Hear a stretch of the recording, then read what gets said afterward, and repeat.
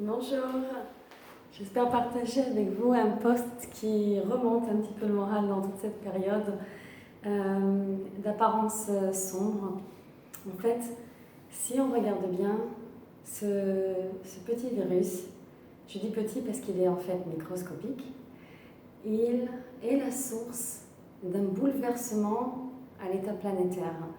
Je ne vous apprends rien, vous savez que nous sommes maintenant tous logés exactement à la même enseigne, qu'on soit connu ou inconnu, riche ou pauvre, d'un pays ou d'un continent ou d'un autre. On est tous sur le même bateau, c'est extraordinaire.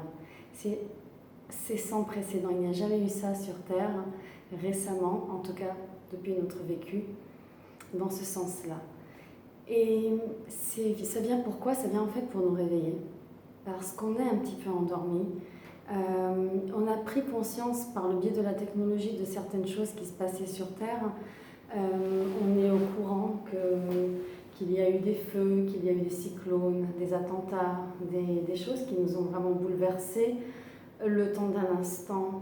On sait que des enfants sont maltraités et qu'ils travaillent sans relâche pour faire des vêtements qu'on achète.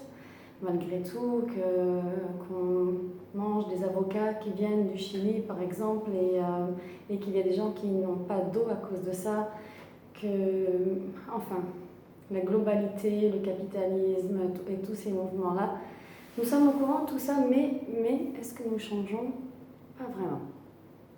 Et voilà-t-il pas, que quelque chose de microscopique qui est venu d'un pays s'est propagé dans le monde et est devenu une inquiétude à l'échelle mondiale.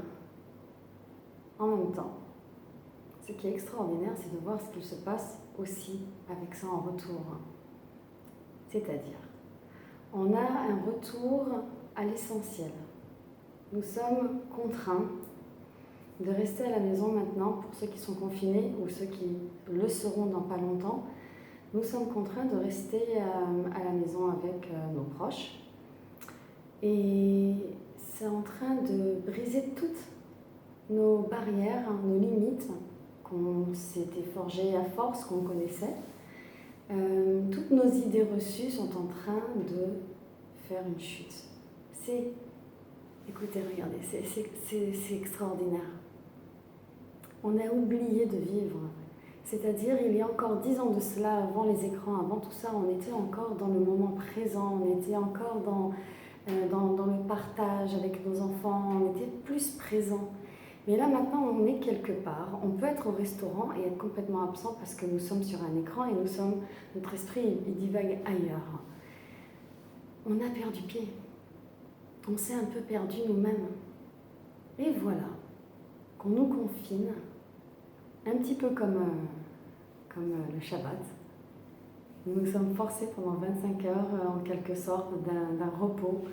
Et bien voilà que nous avons un repos indéfini avec nos proches, que nous allons devoir gérer des émotions, mais aussi apprécier leur présence d'une nouvelle façon, apprendre à se connaître, apprendre à connaître l'essentiel autour de nous, voir combien on peut aider. Il y a de l'entraide, il y a des voisins qui chantent. On voit maintenant en Italie et dans d'autres pays, mais l'Italie est une véritable inspiration de résilience avec ces personnes qui chantent au balcon et qui se révèlent chanteurs d'opéra, accordéonistes ou musiciens. C'est tellement beau de voir cette unité alors qu'il y a 10 jours, ces gens-là ne se connaissaient pas, ils s'étaient croisés pourtant 1000 fois. Demain, ils deviendront amis, enfin, ils pourront vraiment se serrer dans les bras. C'est magnifique. Vous savez, je suis dans le domaine de la guérison, des thérapies vibratoires, et il n'y a qu'une chose qui puisse nous sauver, c'est une vibration, c'est la vibration de l'amour. Quand on a une vibration de l'amour, une vraie vibration de l'amour qu'on ressent pour soi et qu'on émane pour les autres, il n'y a rien qui puisse véritablement nous atteindre. Le virus n'a pas de prise sur nous. C'est une question de fréquence vibratoire. Notre fréquence vibratoire monte. Le virus, qui est à une ou toute autre maladie d'ailleurs, qui a une fréquence plus basse, n'a pas de prise sur nous. Comment on fait pour élever sa fréquence? Donc d'abord l'amour. L'amour de soi, c'est s'accepter comme nous sommes, se pardonner. Se dire qu'on mérite, nous méritons les belles choses. C'est aussi aimer et pardonner l'autre. Comprendre qu'on peut ne pas être d'accord avec quelqu'un et pourtant ressentir quand même de l'appréciation, de l'amour, du respect pour l'autre. Parce que nous avons aujourd'hui la preuve que nous ne sommes qu'un. Que nous dépendons tous l'un de l'autre. Si tu as le virus et que je suis près de toi, donc nous sommes tous responsables les uns des autres finalement. C'est une belle leçon d'humilité.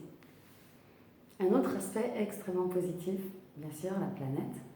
Elle est heureuse, elle vibre, elle reprend ses droits, elle respire, il y a moins de pollution.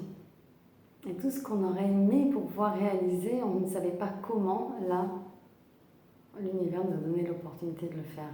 Et de quelle manière? La fin de cet épisode dépend de nous, les amis. Ça dépend de notre capacité à aimer, à pardonner autour de nous de façon réelle, à ne pas râler, ne pas voir le négatif. Et d'ailleurs, je vous demande, éteignez les nouvelles. Cessez de laisser les médias contrôler votre façon de penser. Vous n'avez pas besoin de savoir ce qu'il se passe ailleurs. Allez, une fois par jour, le matin, et c'est tout. Tous les WhatsApp que vous recevez, les good news, les fake news, toutes les news, les machins, ne regardez même pas. L'humour, oui, tout ce qui est drôle, ce qui est rigolo, ce qui vous remonte le moral, pourquoi pas, ça fait plaisir, ça détend et ça fait du bien, ça dédramatise la situation. Mais pas les médias, pas les dirigeants qui nous mettent le moral dans les chaussettes. Informons-nous, oui, mais ne soyons pas dépendants à ces choses-là. Ça suffit avec ce contrôle.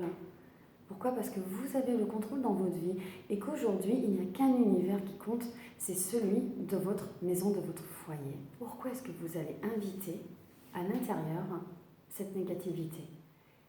Vous n'avez pas besoin de sortir de chez vous, sauf peut-être pour aller faire des courses ou voir un médecin. Alors, ne regardez pas les nouvelles, ça ne changera à rien à votre quotidien. Si, ça va peut-être vous faire baisser le moral.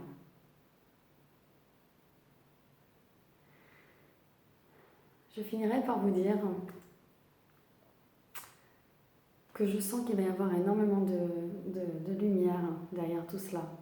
Malgré les apparences, nos yeux vont percevoir visuellement quelque chose de réel, de matériel, mais que derrière ça, il va y avoir, ça dépend de nous, en potentiel en tout cas, il va y avoir une immense lumière. Lorsqu'enfin nous pourrons sortir, lorsqu'enfin nous pourrons